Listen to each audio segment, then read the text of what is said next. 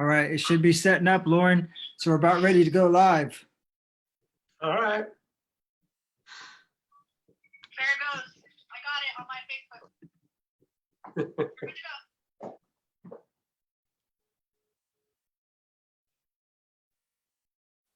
Hello, How you doing? Mr. Bommelyn.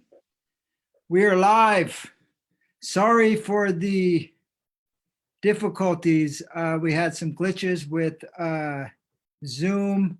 We had some glitches with Facebook, but I think that we figured it out. And so we're going to have to improvise a little bit, but we'll go from there. And so I am not Charlie Reed, unfortunately. I'm Virgil Moorhead. I work with Two Feathers Native American Family Services. And we have an exciting, really great leader in our community, Loren Bommelyn. For those of you who are tuning into Two Feathers' virtual Indigenous speaking series, this is what it's about. It's a speaking series that is about Indigenous issues. Specifically, we focus on Indigenous people's histories and cultural values, Indigenous education, and Indigenous mental health. Our speaker series really is a place for both Native and non-Native people to talk about the strengths, what is right with Indigenous people in North America. You know, we hope to provide teachings such as the one today with Loren around how to help promote the positive development of Native communities, particularly our youth. Usually what we'll do is a question back and forth or a presentation, and people that are watching live on Facebook can ask questions, and then we'll shoot them over to Loren. And usually we also will have 3 questions that we've prepared from our mentor program, and we'll ask Loren those questions too. And so also before Loren gets started, we will have another talk on Monday in about 2 weeks for the next month or 2. And so and these videos will be posted on Facebook, our YouTube channel, and our website. And so without further ado, it's my great honor to introduce Loren Bommelyn. Loren Bommelyn is a very well-respected cultural traditional leader in Humboldt County. This is where Two Feathers located, in Humboldt County in Northern California. He, I believe, is one of the most respected and should be celebrated Native leaders in California, if not the nation, in the sense of his knowledge, in the sense of what he's done over his career and giving back to the Native community.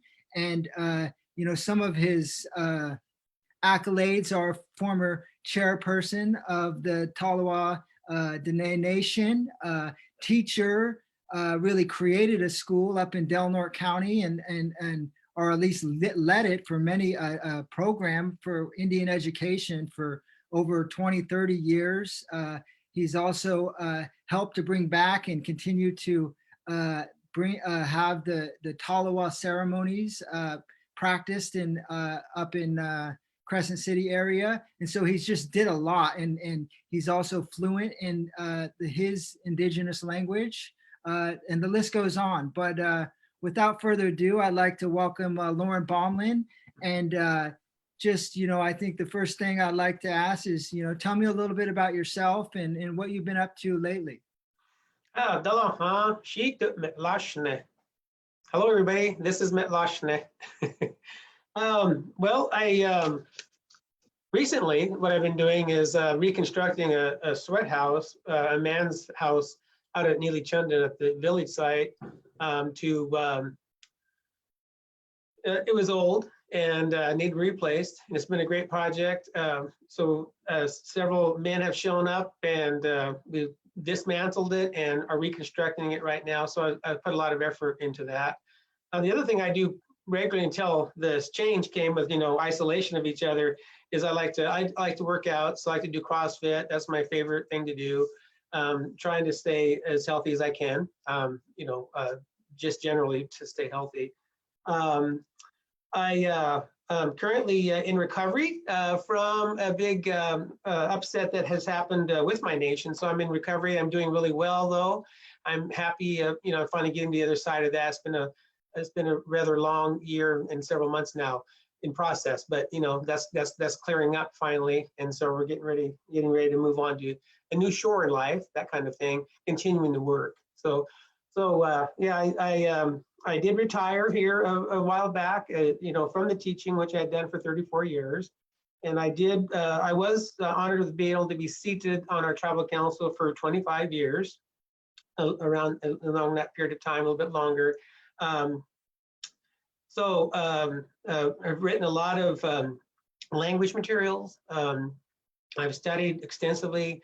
This is why I went back and became a linguist, because I wanted to know more about how my language functions grammatically. Knowing the language is good, and I do have that, but now I can talk about it grammatically. So I can talk about its history. I can talk about how it's related to other languages across the Northern American continent, a little bit in Southern and Mexico as well. That's been a huge contribution to my life and my knowledge. And currently, I'm also working on dance regalia. Since now we're isolated more, I actually have to sit down and be still for a minute. So I've been making regalia for the Natosh ceremony. So I've been hanging on to do all those kind of things as well. And just sending out prayers every day for ourselves, for everybody. We do fine through this scary time right now with this new virus out in the atmosphere and in communities and so on. So those are just, day-to-day real life concerns that we all have. And I hope you're doing well. Yes, I am doing well, and I'm, excited to be talking to you. So I guess, what we've thought about and how, this talk with you can be valuable to our viewerships is telling us, a little bit more specifically about some of the, I think, lessons learned over your illustrious career, and sort of, maybe some stories and a little bit about some things that some of the people that are viewing in and can maybe take from and help to maybe incorporate into their own life in these, very scary, troubling times. And so, it's a general question, but just, whether it's, growing up where you grew up and really just talking about some of the lessons that you have learned over your years. Sure. Well, I'd like to, back up a little bit and say too, that I'm also, part of my family's from up the river. So are Karuk as well. And my dad was from the Trinity River, so he was Wintu, and perhaps a little bit of Chimeriku right in there too, possibly. So growing up, I had all those resources. I had my Talawa community here, the Taladani people. I had that resource around and grew up amongst that in that tradition and culture and history and language. But then I also would visit every year, multiple times, sometimes a year, to go to ceremony, visit relatives up on the Klamath River, and be exposed to the Karuk language. My grandfather, who could speak Karuk, he could speak Talawa, he could speak Yurok, Portuguese, and English. And so I think it's healthy. The more languages you can speak, the better it is. You get more coverage of life and understanding from life. My dad, as a child, his first language was Wintu, but he grew up in a time, when it was really rough and bad to be, particularly in this case, a Wintu, but it was true for all Indians. And so his grandma, who was speaking to her girlfriend, her friend was Mrs. Carter, spoke nothing but Wintu in the kitchen. And my dad was raised by her a lot. So he started speaking Wintu, so they cut it off and wouldn't let him speak anymore, which is sad. But he did teach us the Wintu that he knew, that he remembered from being a child, and so on. So there's been exposures from various areas of my background. But my lifetime, I was born here at Ta'atan, Crescent City, California, and grew up out on the Smith River at a little village called Nili Chunda. And that's where I grew up. And I grew up there, raised in a big garden in those days. We had cows that we butchered, for the winter foods. We had salmon in the river in Steelhead. In the summertime, we had the smelt, surfing, fishing down at the ocean and drying those for winter use. Up in the hills in the fall for deer meat, acorns and huckleberries. Just kind of grew up in a little cocoon. I didn't realize it was actually a little cocoon. It was just a way of life. We didn't really we illegally gill netted the Smith River because it's not a reservation per se. Even though our land is in trust there, it's not a reservation. The state would always come and confiscate our gill nets and try to arrest us, and we always had hassles around that. But it just my experience as a child until I left home was that kind of an experience. And as most Indian people, we have huge extended families, many cousins. I used to jokingly say I didn't need any friends because I had cousins, just because they were there and we hung out together and cared for each other a lot. Had some really good aunties and uncles who talked to us in Indian, who told us history, who helped us understand who we are as a people. And so on. So all of that, comes together in forming a personality, I suppose. And then one thing I learned in graduate school is that I think there's kind of a theory, it's not proven, but there's an idea that linguists are kind of born into the world. And my dad said, even when I was a little kid, I would mimic people. And if you said something odd, then I would mimic you for that, So my brain evidently was already operating in that realm, we all say English in this case, but do we actually study the English language? What history of it and where it came from and what each word means and all that kind of stuff.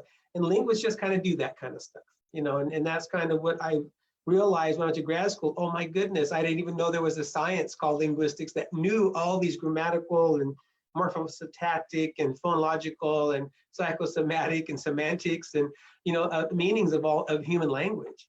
Anyway, so that all ended up being something that developed in my life later on, that structural piece.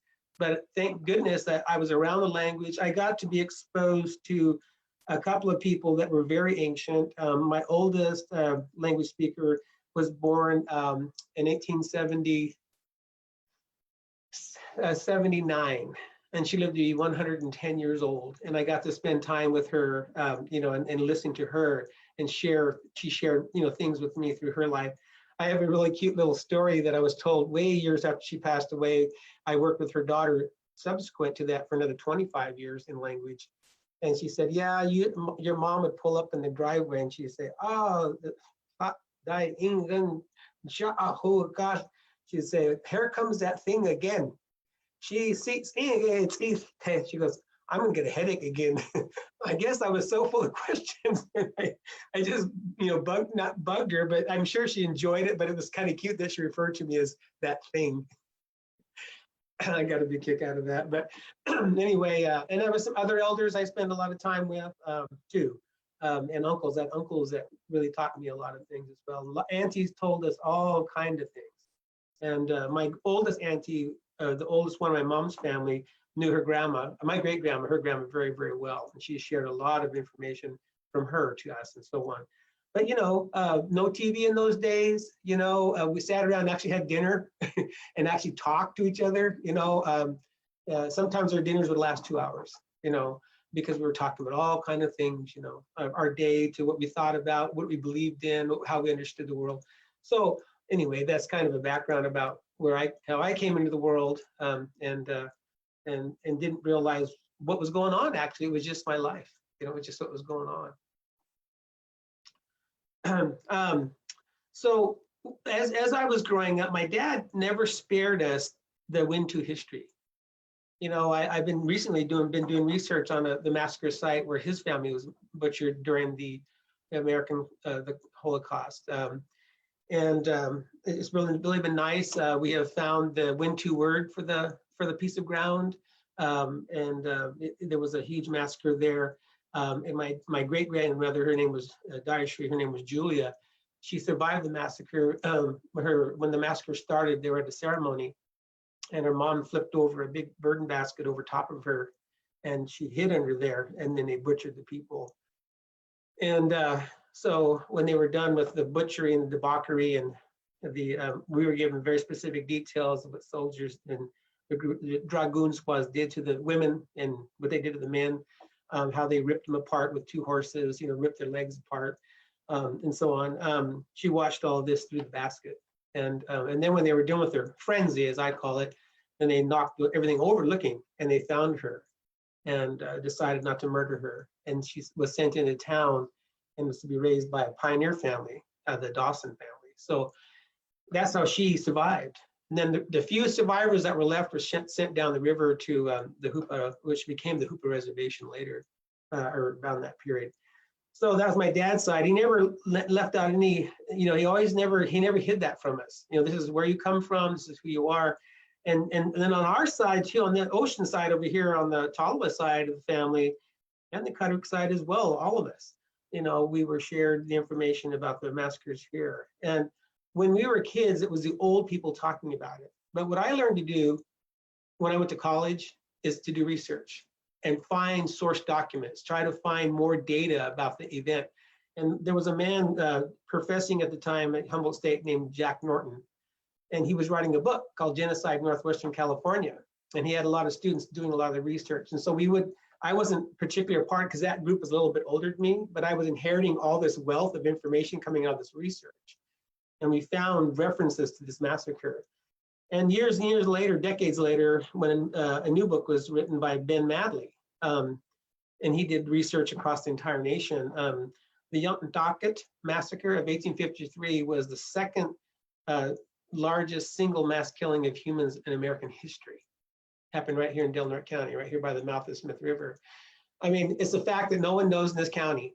It's a fact that no one in this state knows. I mean, they're learning about it now, but that was all well hidden and all put away, you know, into the darkness of history, you know, the part they don't want to remember about what went on. So we're coming out of a harsh time. We're coming out of this recent, you know, 1953, that was 100 years. That's only 2.5 generations of people, you know, and then, you know, then we're now here, you know. So we all had to grow up in this, you know, this pall, this calm, quiet, forgotten, untold, you know, history of who we are, where we come from. And I believe that we all have these scars in us. I believe that we have these in our you know, our memory of who, our epigenetic memory. These things are in there, as well as the fact that we've been on this continent for thousands upon thousands of years. But see, subjugation has taught us to forget that. So all of our power, all of our tools, all of our feet, all of our arms have been severed off, you know, from colonization. So that's a piece of the work, is trying to come back from that, unpack that whole thing as much as we can in one generation, and then look at it, and then figure out where we're going to go from here, from that, and not let that continue to define who we are unconsciously, which is very destructive for me or for anybody else. It would be it's very destructive to be unconscious of this malaise, this dark, you know, malicious history that we've been subject to relatively recently. So that's a huge piece, but I've lived my life looking at, and it's unavoidable. It's who we are. It's been our experience. It's our arrival in Americana. We didn't come because we were starving. We didn't come because we were slaves. We didn't come because somebody kicked us out of Europe. You know, we were here and watched it all be torn down. We saw, you know, the Garden of Eden, you know, the pristine place of North America be completely destroyed, economically destroyed, resourcefully destroyed, humanly destroyed, theologically destroyed, just a mass destruction of North America to build this great nation that we call America. Well, it's actually, Americas are 2 continents, but it's kind of stuck for the US, I think. So yeah, so that's kind of the view, looking from that lens, looking back now to where can we go today, right now, you know. And the years I was teaching, I always taught students this. I said, you know, you're standing here in this location, this locus on the ground right here. This is your life. You're bringing to this table your history, your experience, all of your epigenetic memory. You're bringing all the teachings, good and bad, from your family, from your life, from society, and you're standing right here now, present time. Now, where you go in the future depends on you. You know, like if you continue down a certain path and you don't like that, or you do like something about it, be conscious. But the other thing I always taught them was that trajectional change is good change. And to me, I always define that to them as one step to the right or left, the outcome 10 years from now will be miles away. If you'd stayed on this trajectory, but you decided to make a turn here, one little half step, one little 2-step, 3-step, and you went on your journey, look where you ended up. You're happier, healthier. You've learned something. You've moved out beyond, the register that we were put into. That word is subjugation. We are subjugant people. And we need to break through that cultural barrier, the intellectual barrier that has been there to destroy us, to limit us so that we'd implode and be crushed by our own weight. It's a very destructive and horrible existence that we were forced to be in. And now it's like an egg in a way, it's cracking open and we're breaking out of it. I always say we cracked the cosmic egg and we need to come out of that and open up. And so that's been a life's work and journey for me, my friends, people we call our spiritual family, people who share likeness in this kind of understanding and this experience, so that we can make some kind of good, positive change in today's world for our own selves and for all those we love and for the people that even hate us still. That's fine. That's never going to go away. So that sort of brings up a question for me. And Two Feathers is a family service agency. So we're, here for wellness and how to promote positive development. And so I know one time talking with you before that you had talked about so much of wellness and so much of that positive development and has to do with the heart and energy. And so I wanted to see if you could speak a little bit about the importance of the heart and much of, including our languages, of much of how we see wellness in many Indigenous communities.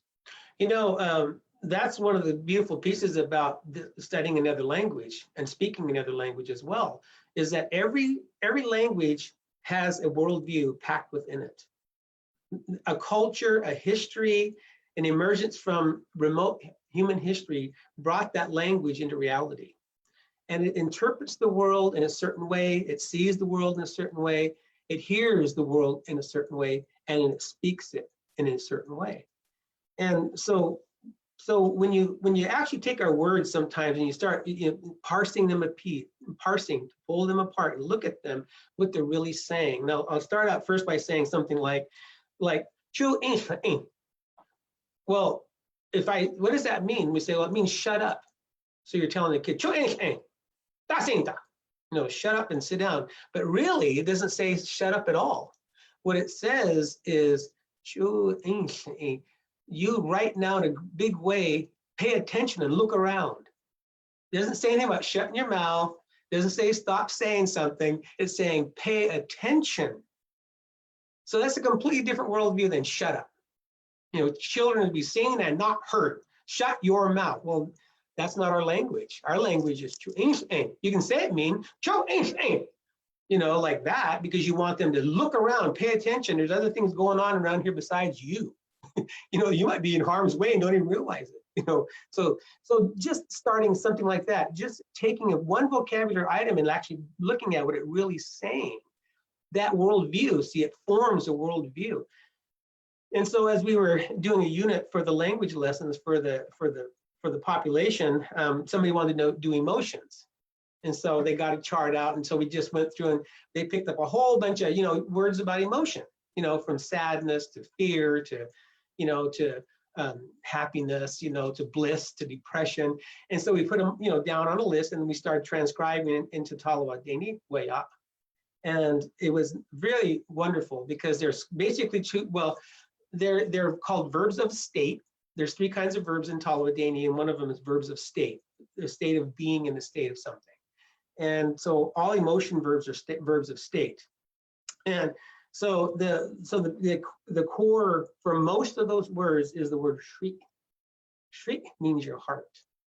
Shriek can mean your chest as well, but it also means your heart. And shreya is the heart that you own, your personal heart. And they would the language takes the word shriek, shriek. No, yeah, it means you're lonely because your heart's searching around. It's coming back to you. No, yeah. Shri'lan, you're worried about something. Your heart has a lot on it. Shri'lan, your heart is sweet, so you're rejoiceful and happy. Shri'trama, your heart is very sad, so you're probably depressed. Shri'tingdrat means you're depressed. Shri'trama, like you're just really, really sad, grieving about something. Maybe somebody got killed, or you lost somebody that you loved really close. No, shri'trama. So they're all with the heart. That word heart. That's a person who keeps their heart in the right way. They walk through the world good. That one would make a good husband for you, because it's carrying himself right in a good way in this world. The way he steps through life, how he thinks about life, all that's buried in that one word, he keeps his heart that way. And it could be for a woman too, but I'm just saying, I made a sentence with it. But so the language just opens up a worldview that we don't get to have if we're limited to one language. In this case, we're using English today, but we don't get to hear all this great story that comes with language. So language is important, and I'm thankful that I was burdened, or what if that's the right word, but given the task to know language. And when I was a child, I decided that I wanted to be able to talk to God in our language, straight up. So that was one of my my own personal goals. So how am I going to be able to say what I need to say to my maker, to the makers? We have more than one. They created this as a unit, and so on. Good, and then I'd hear the old man say the prayers at Neatash in our language. So I needed to learn their language so I could understand what he's saying in the ceremony. When you go to ceremony, just think if we could all understand what the medicine man is saying when he's making those words at the prayer fire, that would change our worldview. It does change our worldview. It expands it, because that's what he's talking about in a specific way. Like how the world is to be straight out flat, made whole, and so on and so on. All those things are within those. The lyrics to the songs, all of that's in our language. And so it's been tough, as we all know, American history, all of our tribes have been exposed to language linguicide. They've taken away our language, because they wanted to make us them, but yet we'd never be them, but we're going to be them. We're never going to be good enough. We're never going to have the same house, the same job, the same car, or the same accolades, but we're not going to be us. So we're thrown right in the middle. So this generation, our generations, our living generations, are rekindling, rebuilding, and reassuring and building up those platforms again. That's kind of the slow building process of putting down a foundation, and just let the foundation sit there, and then let things start collecting on it. Just like in Genesis for our people, the earth was brought up out of the ocean. Everything's going to stand on that. Well, before that, it was only water. Nothing could stand there. So they brought the earth up out of the water. Everything's going to stand on that. Then life as we know it began to happen. So we're doing the same thing actually today. We're rebuilding the world. We're building the platform. We're putting the earth back in place, and we're going to stand and live on that and grow on that. That becomes our foundation. And any piece that we can do to build that, to lay brick to it, well, in this, we didn't use the word bricks. I would say a stone, a mountain, like that, just like in Genesis.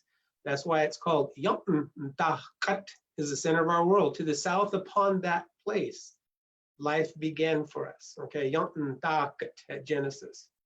All right, so we're doing the same thing. We're repeating the process. We're rebuilding our earth, our land, our understanding to it. And then that is a gift then to anybody who's going to come.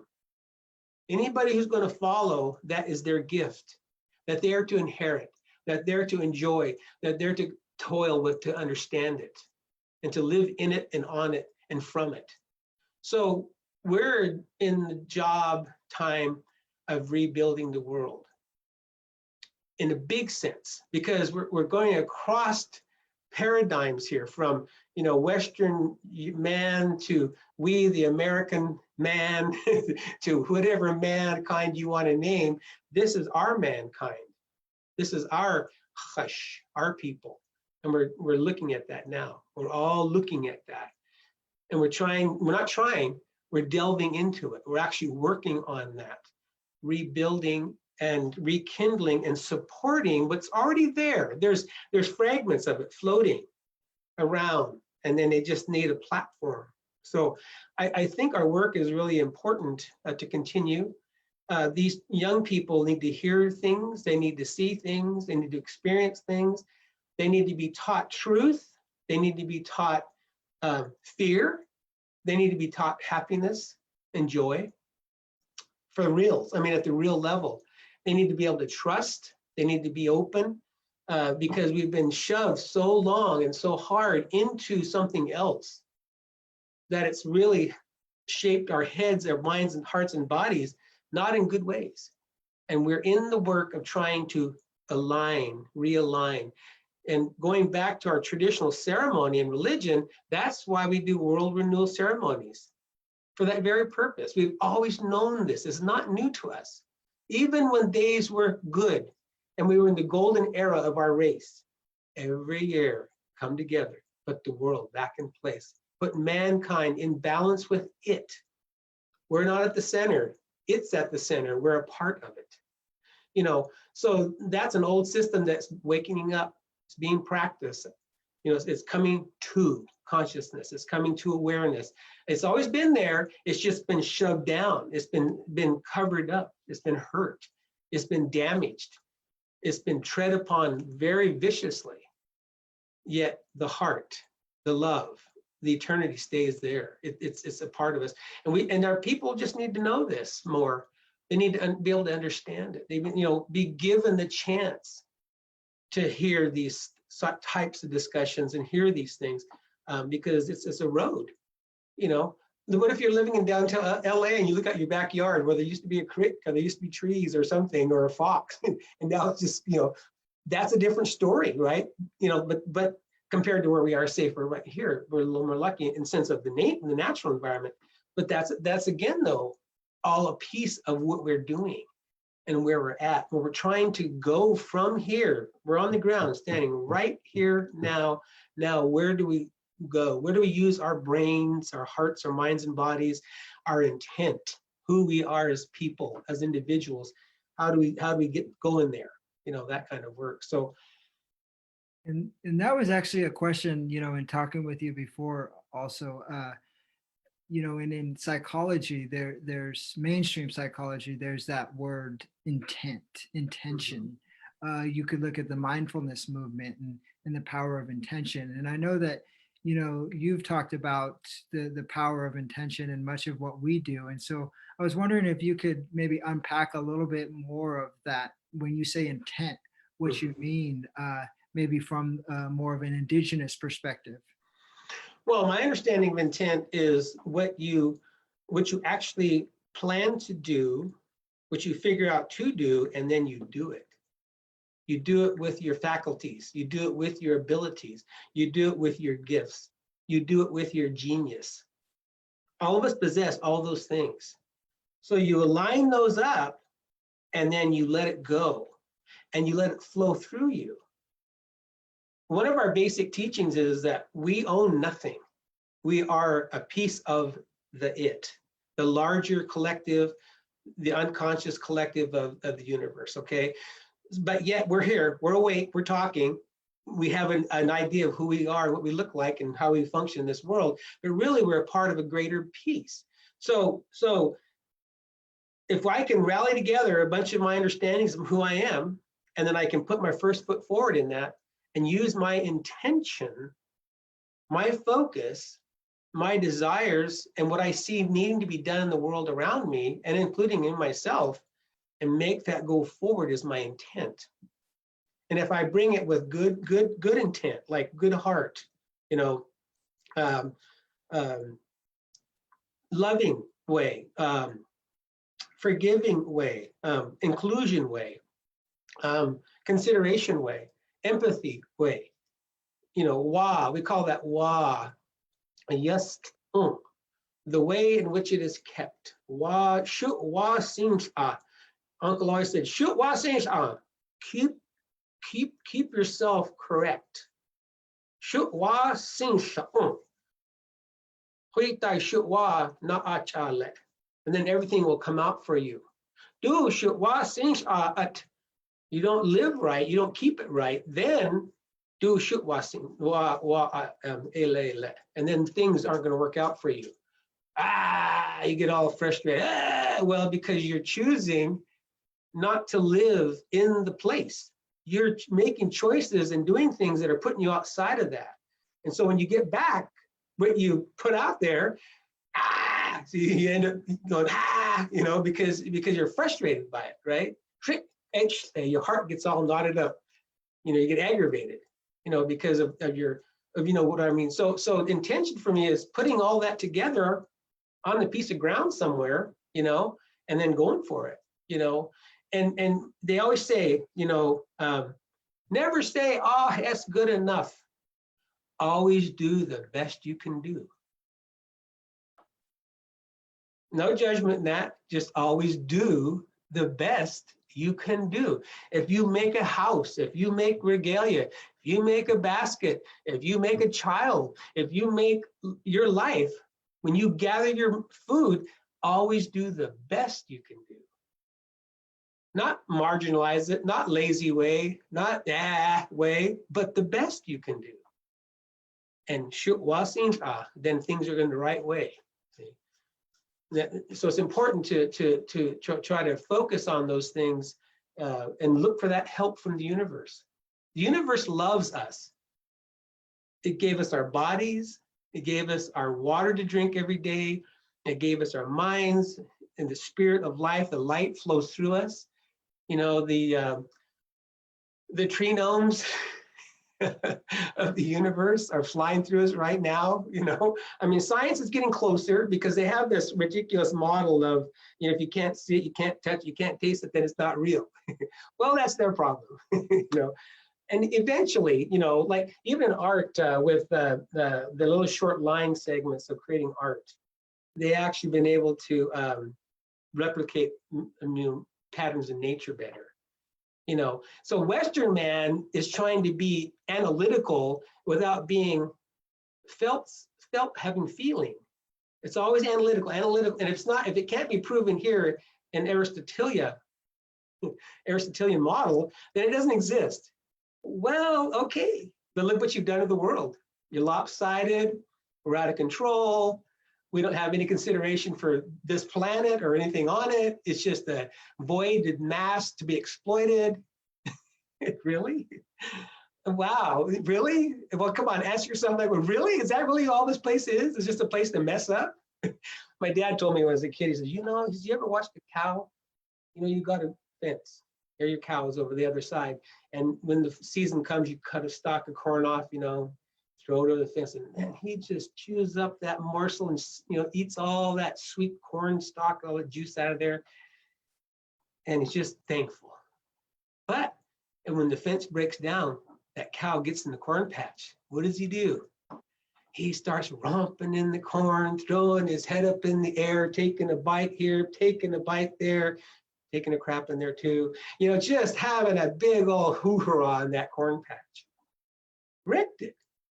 That's how modern man is.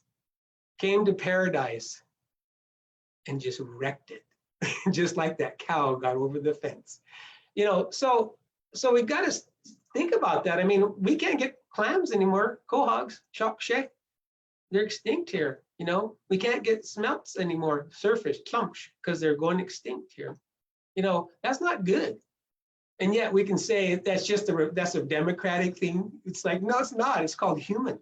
It's a human thing. You know, I mean, when I was a kid, low tide, you know, the tide would go out and all them tide pools just be full of crabs. Just go 4 or 5, build a fire, put some salt water, boil your crab, eat dinner right there on the beach. Where's that today? It's not there. You know, those are all signs to us So man's got to figure out, modern man, I'm not talking about, but this modern man's got to figure out a better way to live. You live by the laws of the land, you live long in the land. You break those laws, that's going to come to an end. And so, but this all comes from, dancing, religion, ceremony, viewpoint, and language, that this kind of perspective, but we got to fill that cultural void though. Yeah. So I had a question from one of our mentors. Her name's Ellen Colgrove. Earlier, I was talking to her, and she was talking about how, a lot of the students, our native students, in this time where they're out from school and they have packets that they have to do at home, right? These education sort of packets, and our guess, and I'm sure you know this, is that the packets aren't very culturally sensitive, to say the least, from an Indigenous perspective, like you're talking about. And so my question is what would you recommend to the children and the families, considering the constraints around being at home and the social isolation? What would you recommend to the parents and the kids in these times to go about life in a good way right now? Well, I think it's a really good time. Like my daughter-in-law said, okay, we're shut down for a month. How much McGilly can get done, for example, because now you're forced to sit in your house basically, except run off to the store, and that's about it, right? And so I thought, well, she's right. So I started making dance hats for me, for example. Maybe if you got some recordings of your grandpa singing or your grandma telling a story. I don't know, what's out there for people in their homes. What's this time of year? Well, let's go pick some willow sticks then. Let's peel them. Even if I'm not going to make a basket, maybe my neighbor will. So maybe try to reopen your creativity. They can reopen their creativity to something that's important to their family. Maybe just sitting down and talking is a new thing, because really, do we actually have sincere discussion where we look each other in the face and listen to each other and hear what's going on with them and say, oh yeah, good, that's fine. Okay, I'll see you later. I'll pick you up here. We'll drop you off there on pizza for dinner tonight. Goodbye. Blah, blah, blah. Just a shallow experience. Well, maybe, because we're alone. So, what's causing me to do is slow down. And I'm not even in the workforce in that sense anymore. I don't punch the clock anymore. So it helped me slow down. And I hear people suffering on TV, I'm stuck at the house with the kids. Well, maybe you should start talking to each other. Maybe you should start loving each other. Like expressing that love, or sharing your fears. All the things that, that just get covered up in the hurry of life, the hurry, we're on this rush all the time. We got to serve the man. We got to pay those taxes. We got to punch that clock. We have to do all this stuff. Yeah, because that's the society we live in, but maybe now it's time to reflect and, maybe dig around the pantry and say, my God, I found some smoked fish in there. Let's have some smoked fish for dinner. Or, I got a bunch of acorns to crack, so maybe I should get those cracked. We should get those cracked up right now, get them ready for later. Or, take a moment to kind of look back and see, well, what does it mean for me to be an Indian person? What can I do right now sitting here instead of just watching droned out TV, which is okay sometimes, but what can I be doing? What can I make? What can I, maybe I could interview maybe their house got elders in it. Just ask them what their life was. Hey, grandpa, auntie, whoever's there, what was it like when you was a girl? Tell me about your experience, Oh, we went to the rodeo. Okay, well, tell me about that. Because you will learn so much. So it's a calming time. And it's time to kind of maybe have some different kind of, reflection, about ourselves. But if they've got any access to music, curriculum, coloring sheets, like I said, recordings of anything, sit around and have discussions about history. What do you know about history, grandpa or mom or dad or uncle? What happened so-and-so over here? Did you ever hear of China slide on the Trinity River? Did you ever hear of whatever, this happened here or there, Yeah, I heard about it once. Well, what else do you know about it? And by golly, you'd be surprised pretty soon. Oh, well, then Uncle said, and then Grandpa said this, and then Auntie said that. Oh, and then you start forming a story. We got to build and share our own stories, I think. Because your mind is, your children especially, they're not hungry, they're just wide open. They're learning magnets, and they need to have that piece written inside of them.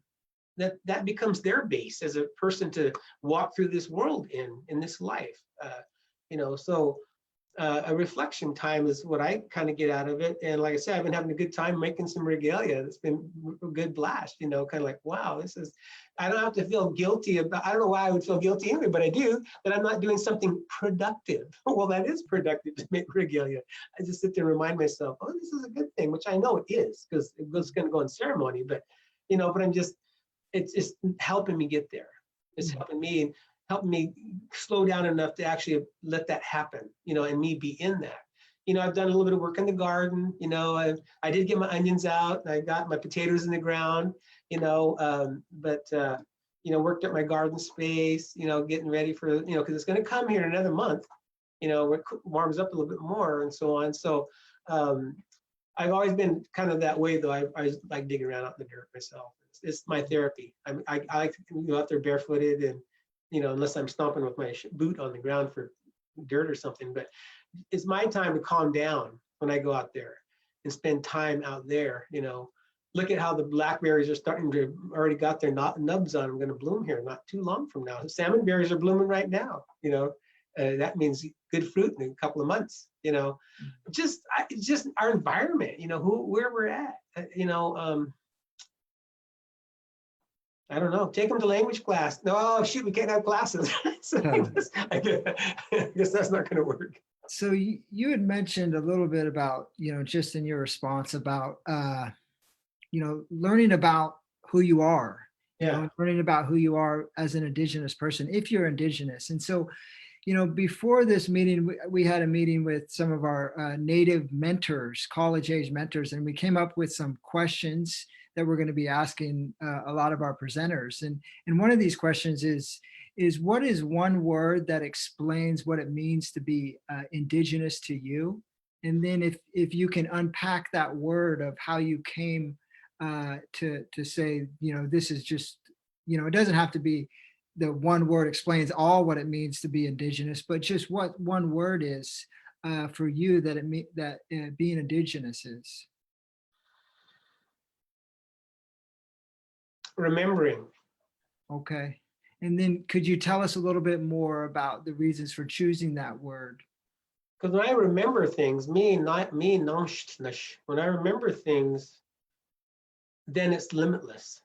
I can start remembering how I used to weave basket or something, or how somebody told me a story, or how I learned what happened right over there, or how so-and-so, how he mends his net, or how they got mad, or how they resolved their personal conflict with somebody else, or didn't. But by remembering, I can start just going all over the world from that, because then I have all the things I've heard, all the things I've been exposed to, all the things that I've learned from life and through life. I start remembering, and it's just like, this whole library just opens up, and the parts even that were scary for me, or are scary for me, or the parts that I was in fear, or something, or very sad even, when I make things, I kind of get meditative, I guess, and I start my memories just flow. Sometimes I can hear people talking, and it's so nice. Oh, and then I think about somebody, or something. So remembering is, I guess, remembering what I need to do, so I need to do this in a prayerful way, or remember how to carry myself, or remember why I was told that, or remember my duty, remember my place, remember what I'm doing alive right now, So remember for me is the way I'm remembering something or things, is probably for me. Yeah. And so remembering is a big part of how to go about being an Indigenous person in 2020 to you. Yeah. I mean, just like you mentioned earlier, those kids coming home with these ridiculous packets that are supposedly about whoever they are, maybe. Well, see, there's no memory there, So we came from a pre-literate culture in terms of we didn't write. So you had to remember everything in your mind, in your brain. You couldn't just slough it off to that database, or someplace, or some dictionary, or whatever, just some other place. You remembered it. Mm-hmm. See, so then you learned it. See, then you started to apply it to your life. So, so like somebody gets sick and somebody, oh, I remember now what they would do for that. Well, oh, there's that file, there's that memory file coming back. So I think that's very Indigenous. Well, if from long ago to now, like all those experiences, like my mom used to say, she's a big advocate for education because they were trying to open the doors at the university level back in my childhood. And she says, your knowledge is yours. Once you own and possess it, it belongs to you. It is a tool for you to use in life, and that's formal education, through the doors of a university or school, but it also applies more to me in your everyday, in your family, in your history, who you are as a person. It doesn't do us any good to be ignorant or unexposed or uninformed. It doesn't help us. It just hurts us, keeps us in the dark, So I think it's very applicable, try to learn as much as you can, and then it becomes your memory. it becomes who you are. I remember being with the old lady, the one I was mentioning earlier. If you go visit her, which I tried to as much as possible, I couldn't mix up topics. I started figuring out how her mind was working. So if I went in there and I said, something about smelts, and then I let her talk, we talked, and then I jump over to here to this, like gutting a deer or something or whatever, just jumping around. She'd start getting frustrated with me. And then, I'd tire her out, but what I realized is that when I ask a question, then what she was going to tell me this long litany of, so if I ask her about, one day I asked about acorns, we went to the camping ground, we set up camp, we picked up the acorns, we found the trees with the big nuts, went down, packed them home, ended up grinding them into flour and leaching them in the water and cooking them, all in one story, because that's how her brain worked. That was her memory strand, so yeah, it applies very much to who we are, for me. And kind of similar to that question, but a little bit different, is how can or do, and you've talked about this, but just, to maybe build upon what you've already talked about, how can or do Indigenous ways of knowing impact how we approach mental health in our society? Well, we used to have a very, very well-defined mental health system. We had these people named Di and Nun. In English, we call them shamans. We also had Shrew, which is our grandpas, and then we also had our grandpas. And so when you're perplexed about something, by talking to another person, it can untie that knot in your forehead. Like I'm locked up and I can't get past it, right? So if I talk to somebody and they show me another path or another interpretation of that, I wasn't even thinking of it that way. This is actually a blessing. You might be looking at their side as a problem. So I think by talking with other people and then also meditating, which is our traditionalist, we call that sa tan.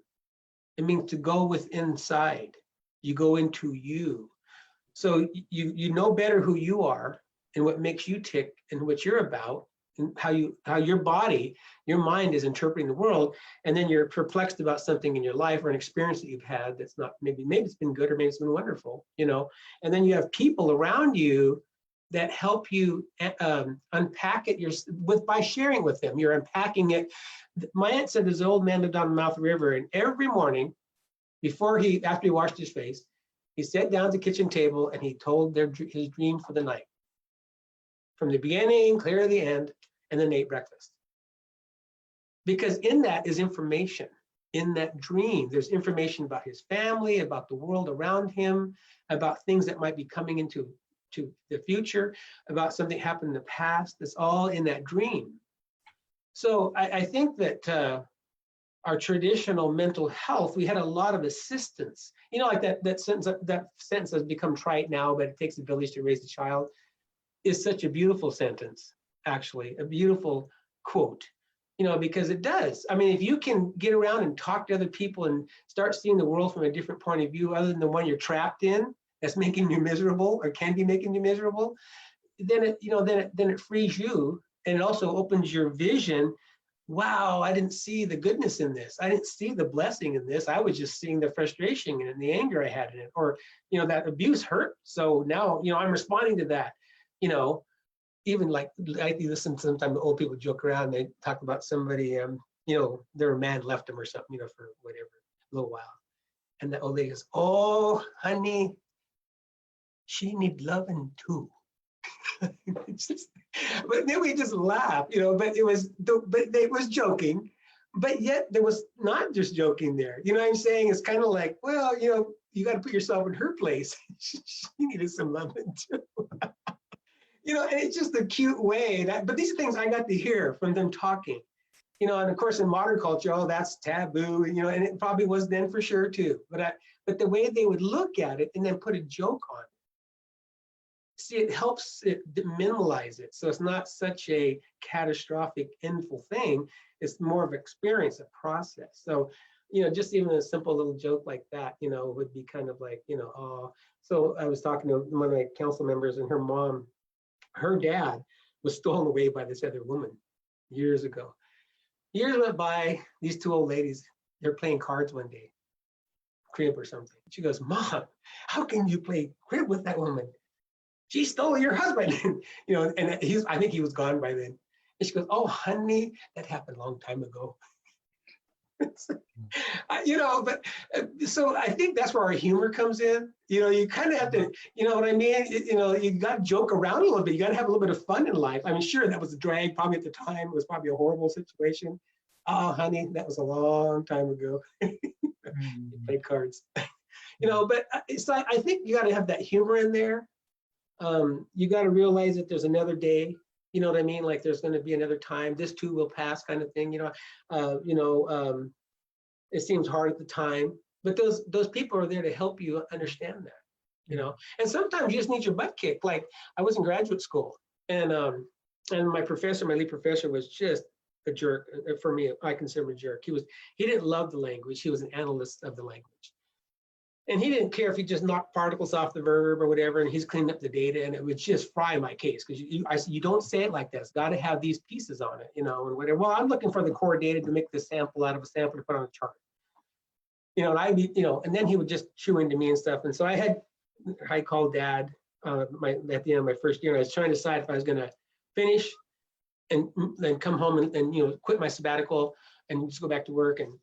And so Dad listened to my whole harangue all the way through, and then he goes, "And what the hell's the problem?" And it's all I need to hear. Yeah. That just opened my door back up, like, and what the hell's the problem? Like deal with that, and figure it out and move on and get through it. That's what that's meant to me when he said that to me. So I think it's that conversation, the levity, and called sharing. This solemn stuff, living alone, I don't think it's all that good. I'm going to be strong. Strong for what? Strong till you hurt yourself? I mean, like you don't just do it open to everybody, but you gotta be available, I think, to the process. So, and our next speaker is going to be Dr. Joseph Gahn, and he came up, and you were at the meeting when he came up into our community. And one of the feedback that he gave to me, just when we had some of the most respected elders in our area talk about this same question, and one of the things that he said that was like psychological and like inside issues were not that discussed, but spirituality was discussed a lot, which in mainstream mental health, such as psychology and then social work, it's often the thoughts, what you can sort of see in reality, objectifying everything. And so that spiritual piece is something that I know you think deeply about too, in how we can incorporate that into our understanding of mental health issues and problems such as the substance abuse, addiction, suicide issues that plague many of our communities. Well, I think what happens, I call it sterilization. If our core, who we are inside, gets sterilized by the brain, by the intellect, and we shut down who we are here, from here down to our groin, if we shut that down and we don't acknowledge that, and we're sterilized by science and by finite knowledge, and we're half awake, we're only half existing, or maybe we're actually less, because our brain's only this big and the rest of us is this big, you know what I'm saying? Mm-hmm. And it's not a good place to live our lives out in. Only there's times you need to use your rationality, otherwise you just lose it and you're going to hurt yourself or fall off the bluff, whatever. That's not the good thing, right? If I fall off this mountain, I'm going to get hurt. You need to know that. But my heart says, well, yeah, I'll go down there and splat and see what happens, right? Okay. So we're talking about a lot of different things right there. But it's spirituality has an idea that it's eternal. My brain is not eternal. It's only going to be here as long as I'm packing it around, and something happens in the end and I'm in the dirt and it turns back to the earth. So there's like an eternity to spirituality. There's a belongingness to all things that, like now they're saying they realize trees talk to each other. Finally, you're starting to pay attention. It's like they always probably will until we kill them all, whatever we're going to do to them if we do. But, things like just simple things, Western man is so egotistical that he believes he is the sun. He is the center of the universe, and all things hub around him, what he wants, how he thinks. That is so childish. It is so limited. We're a piece of the ceremony. We're a piece of the dance. All of us together are one. Just because I can't speak whale doesn't mean they don't talk. Just because I don't speak blue jay doesn't mean they can't talk. I just don't understand blue jay. Consideration. And so I think a lot of this is a perspective. It's a worldview that allows for nuance in life, that allows for things to manifest themselves upon their own journey, and then for us to be able to appreciate those things and to be a part of those things, and to have faith in those things is the eternal part of our existence.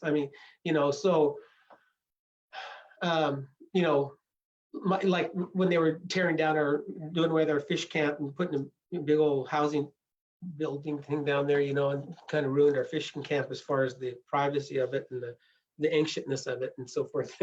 And this millionaire was developing it, and he always got his way with the county because he was one of the good old boys and stuff. And we, battled it out with him. And it's so fun one day, my mom just said, what are you going to do? You can take all that money to hell with you? Well, I never thought of it that way. It's like, are you really going to take all that money, all that destruction you're going to do, down there? You're going to take it to hell with you? It's like, that's, it's a different worldview. I see it on Facebook because all these people that are, my Republican friends, they don't like what I have to say. They don't, about repairing the earth or trying to make room for the animals, or, it's like, how childish of you, or whatever kind of thing, or how ridiculous, you believe anything, but that's okay, because all the intent, talk about back to intent, I've all been told stories. Like one time, this man told me a story about him walking back down a trail toward his house with his grandpa. And he's this big old timber beetle, we call him Ingun, was going across the trail. Big old, they live in the redwoods. They're big old shiny black, they're about that big, the big guys. And he was walking across the trail. And so he said he was going to take his foot and stomp that beetle and kill it, and his grandpa grabbed his arm and pulled him back. And he says, Timmy, what are you doing? He goes, I'm going to kill that. And he goes, why are you going to kill that? He goes, don't you think that maybe that might be somebody's father? Or maybe later on, some bird will eat that for dinner. What are you killing it for? He says, I never was the same. I grew. I began to understand, that simple beetle that most people would think is nothing. But his grandpa said, no, you think about how important that beetle is, and who it is and what he is, but who he is, not what, who he is, and it's a way of looking at the world. It's why do I pack a spider outside and crush it? Well, we're told if you crush spiders, it makes it rain. So anyway, but you take it outside and let it eat out there. You know what I mean? Why, simple little things, that seem ridiculous, but they're not. That's why this was paradise for 10,000 plus years. That's why there were 600 million buffalo on the plains. That's why there were trillions of salmon in the river, following the coast all the way down. Yeah. It was a different place, because we saw the world differently. We saw all those who were in a relationship differently. Mm-hmm. We lived with them. We even lamented their death when we took their life. You sing for them, you pray for them, you talk to them. Because you're going to steal his life, you're going to take his or her life so you can live. Show that respect. That's why you eat every piece of the deer. I like that one story the old lady told me. She said, where they'd be up at camp and the men would go hunting and the women would go get acorns and huckleberries with the kids, and then the evening they'd bring down the camp meat, and they would take them ears off of the deer, them women, and then they would stick them in that coals in the fire and they'd cook that ear. And they'd take a mussel shell and they'd scrape the skin off of it and the fur, and they'd have that piece of cartilage in there and they'd eat that because it makes strong joints. But also it's a sacrament to that deer. Every piece of that deer is important. Cut the top of the head down the nose, make a spoon. Because everything is sacred, everything is special. So I don't know about Western spirituality or in terms of if that's a comparison or not, but it's a state of existence. It's a way of looking at and experiencing the world of consideration. When I drive to Interstate 5 and there's those yellow moths out there on the highway and they're getting killed by the thousands by their windshields, and I was thinking, now 100 years ago when there was no highway here, that must have been the biggest group of butterflies you ever saw. We just wiped out 10,000 of them just in the last hour. That goes to my mind. It's that relationship to all who is and all what is in this world, and we're a part of that. But anyway, and so it's believing and understanding that, just understanding that it's all out there. Mm-hmm. I was thinking of a linguistic model idea of where, like, we say Nuichtesh is when there's a funeral. And so I got to thinking about that verb. And so Nuichtesh means giving birth, but Nuichtesh means burying somebody for a funeral. And I thought, well, how does giving birth and a funeral have the same verb root? Why is that? So you have to unpack that. I had to unpack it. And I go, oh, okay. So the old people, but they lower the casket in the ground, the grave, the board, they go up and down in the grave until they finally hit the bottom. Just like when the woman's giving birth to a baby coming out of her, that body's going back in the earth, and then Newton means yonder, being given birth someplace else. So we go back. See, in our language, it says we're going to another place to live. So just in a verb, I get that understanding that we believe in life after death, that, and so on. So that's just one verb. So anyway, so spirituality, a way of life, a way of looking at things, a way of practicing. The wa, yes, the way way something is kept Yeah. is that relationship. Okay, thank you for that. And so you've talked a lot about this last and final question that we have, and so maybe this is a good opportunity to summarize a lot of what you've already talked about, or build upon what you've talked about. But our next question is, in what ways does culture, language affect youth development? Yeah. Well, first and forthright, the lack of it is hurting them.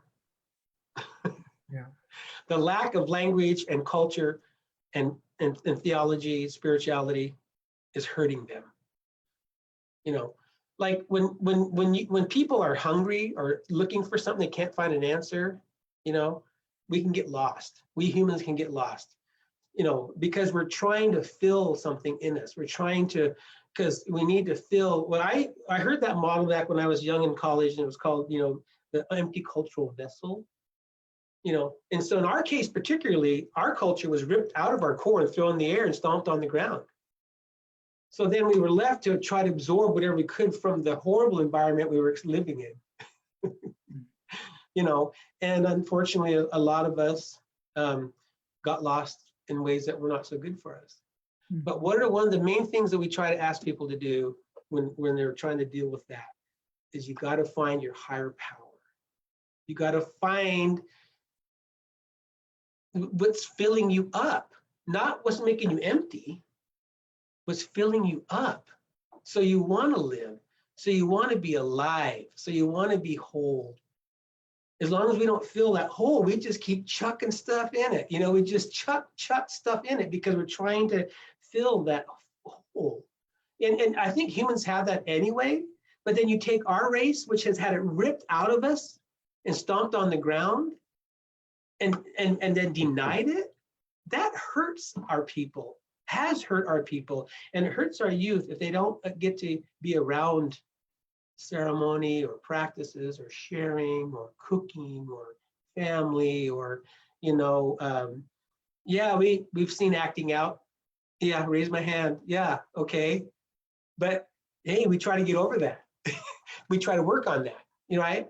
And figure out why I'm acting out. Oh, because really I want something else. So as long as youth are not grabbed and we don't make a container for them, they're just going to continue to just be confused, and like when my son, youngest son, was a language teacher before it all collapsed up here at this high school, and he would almost cry, he'd be really sad that he'd see these seniors graduating, and he was worried, like, where are they going to go now? How they're going to go out and become whatever, and yet we see over and over and over where people fall down, and then they have a hard time getting up, because maybe all they got to pull from is what their experience of their family has been or something in their community, but how can we build that next piece? How can we help them keep stepping? You can't baby everybody, but you kind of feed them. You got to help them be fed. You got to help feed them. And that's engine talking to an engine. That's not somebody playing engine. That's an engine talking to an engine. There's plenty of people out there playing engine that think they're helping something, and they probably are in some ways. I'm not going to be completely, but are they really trying to dig down underneath that rock and see what's there? Are they trying to put a rock back in place? Try. Again, always try to do your best. Always try to do your best. Just let it be that way. Be that way.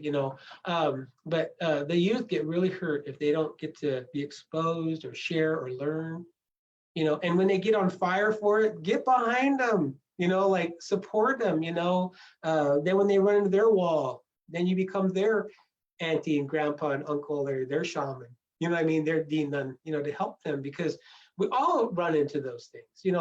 one time a distant cousin of mine was having a hard time with him and his wife, having a hard time, and he came over, and the man never speaks 2 words. I mean, even in life, just doesn't ever speak 2 words, you know. How you doing? Fine. What's going on? Now his peer group, they talk, but not to, you know. But he came over and talked to me one time, and he wanted to know about, you know, gee whiz, he was feeling bad about, you know, situation, the relationship and stuff. And so I told him, I says, that's nothing new. I said, how many times have we been on the rocks, you know? But by talking like that, he realized, oh, everybody goes through this.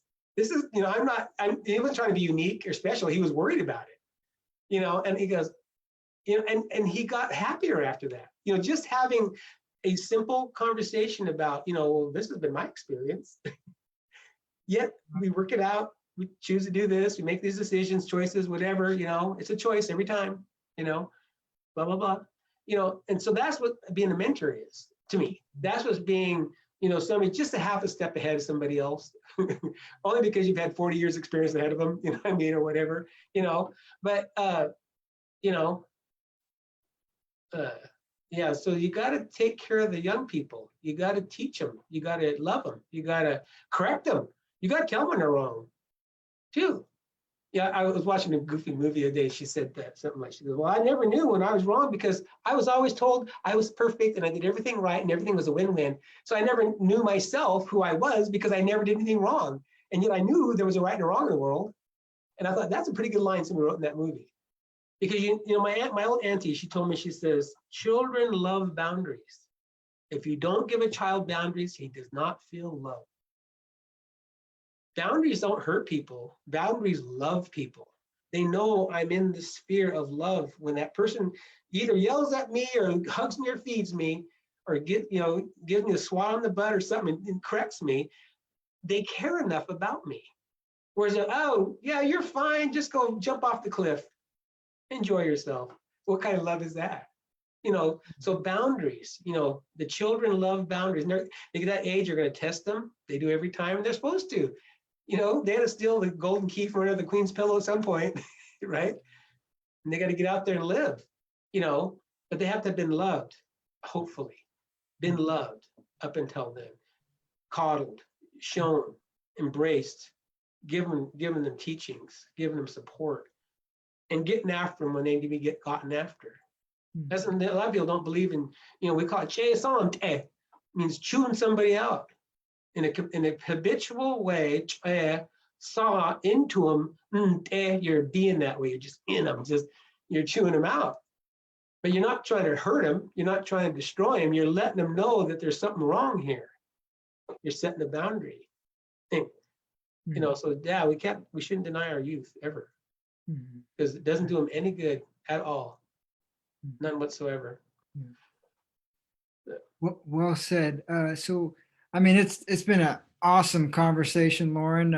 It's always learned so much from when you talk and tell stories such as you have for the last hour, good over hour and 10, 15 minutes.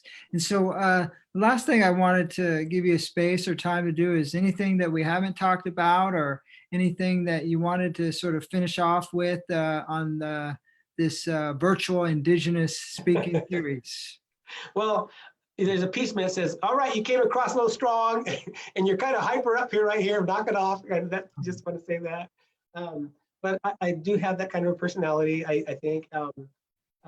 You know, and I look back at my life and there's a lot of reasons I'm like that. I mean, if I hadn't been stubborn or committed to things that I would have walked away from a lot of this different things too. But something has always given me fortitude. Something has always given me a desire to move on, you know, and take care of business if I can. And if I have to do it to myself, which is most of the time, I just do it myself. You know, I mean, this general work, it's always nice though, when you get to be around other people, you get to around what I again call in general, the spiritual family, meaning and that's a lot of different folks, different types of folks. You know, that's what that helps, having that, you know, that allegiance, that alignment, you know what I mean? To bounce off of and be supported by, you know, and that kind of stuff. And so I think if you can, you know, look for your spiritual family. You probably already have one of those, you know, and they can always grow. You know, the old saying that nothing, there are no accidents. Things happen for a reason too. Just like if you do bad choices, those reasons, well, all sometimes these things come visit you because they're there to deliver you something else. You know, grandma would tell us, you know, like, maybe I understood something, I prayed about something and I got this clarity. And then your job, she'd tell me, is not to go tell somebody, oh, I see this, I understand this. I did something, I prayed about something and I got this clarity. Sorry. Yeah, it's bouncing back. And so she says, your job is to take that knowledge you just got and put it in here. You live that way. First, take that knowledge that you received, that understanding you gained, and you put it in here and live. Don't put it on everybody else. Put it on yourself, because it's for you. That teaching was for you to understand something about life. So, you know, so a lot of it is just that introspection, that satan, going within, you know. So always remember that. And you always tell people I'm around the right situation, you know, remember to pray. People don't, people don't, oh, pray, what does that mean? How do you pray? Just like you're talking, like I'm talking to you right now. You know, we had to go peel bark one time to heal somebody. He had a problem with his eye. Anthony goes, you go down there and you cut that off, the south side only, cut it long, don't kill the tree. And before you do it, you pray to that tree. And I'm going out of the back seat like, okay, Anthony, you got my pocket knife, but what do I say to it? What do you mean? She goes, what do you mean? What do you say to it? You talk to it and you tell it why I'm here, what I'm asking for from you. I'm taking your bark because I need this person to be helped, because it's offering you its power, its medicine. So just talk. It's not a secret. I mean, it's not a formula. It's not, but I mean, it's not a secret society. It's just talking to the being, you know, that's the best word I can think of for right now is the it, you know, talk to it, you know, the piece of it. So don't forget to pray. And one of the old men told me, he says, and don't you forget to pray for yourself. A lot of people get all, oh, I'm praying for this, I'm praying for them, I'm praying for this. Well, I want the world to change. First, you pray for yourself first, that I'm strong, that I'm clear, that I'm okay, that I need help right now. I'm searching for something. And then also pray for everybody else. But always pray for yourself.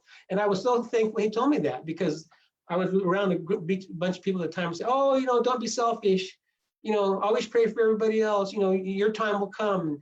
And this little man sent me down. It was a different situation, different conversation. He said, always remember, when you go on that mountain up there, one of the first things you do when you're up there is you pray for yourself first. And then why you're on the mountain and what you're looking after and all that stuff. But you have to pray for yourself too, you know. And so, you know, just remember, prayer is subtle. This can be going down the road. It could be down at the beach. You'd be singing that tune that comes to you. It could be that thought, that memory that you're having, you know, that reflection, connecting back into. So, you know, there's not a real, you know, definition, I guess.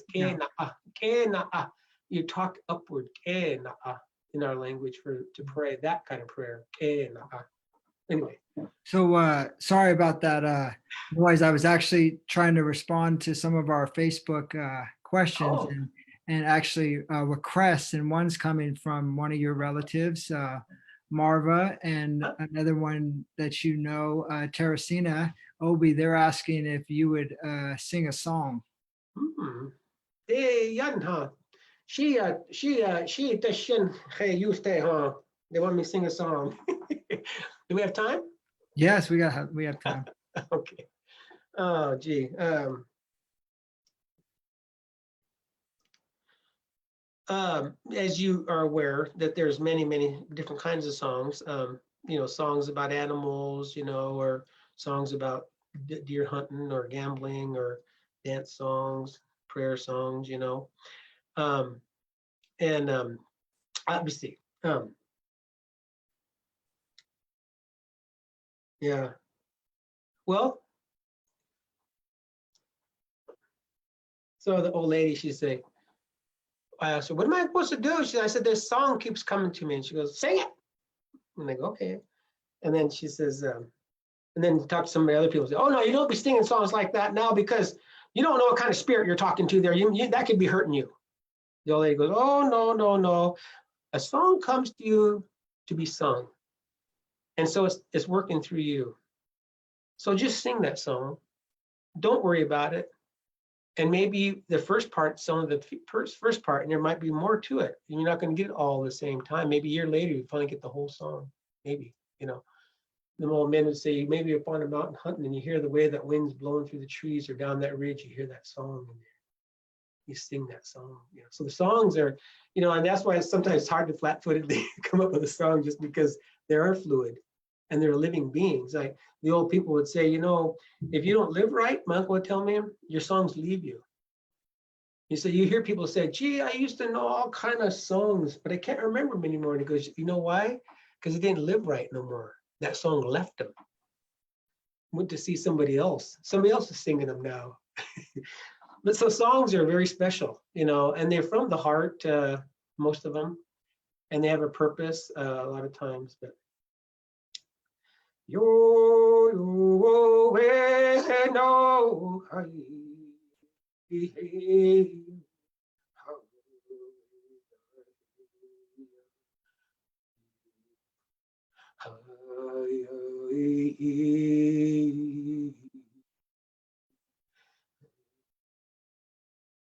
hey yo way no hey yo no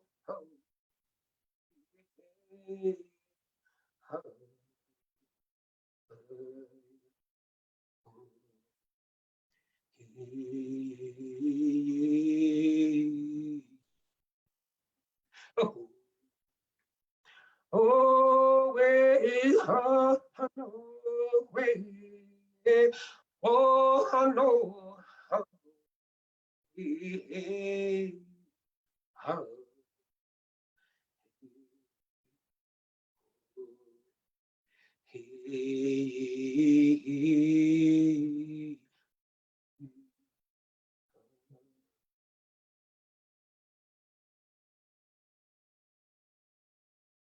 so they're good for meditation. Yeah, that was good. Yeah.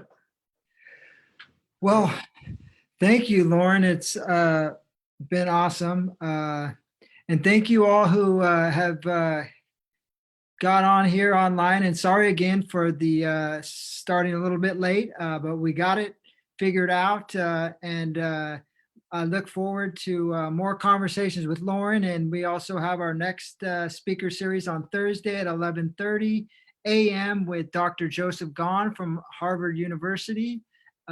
So tune in and let's give an all round of applause online to one of the most respected and really, you know, top Native leaders in the nation, Loren Bommelyn. Wow, shook shining left.